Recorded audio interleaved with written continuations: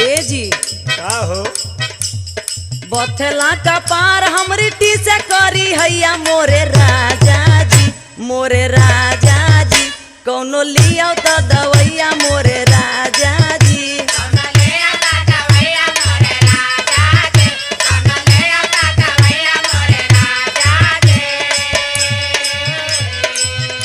अरे रे रे रे रे तोके कोनो दवाई के जरूरत ना, तुम्हार बीमारी का तोके पता है। 8 बजे टूटे रोज तोहारी वो भैया हमारी रानी हो, हमारी रानी हो कहे ना बत्ती करी अइया मोरी रानी हो।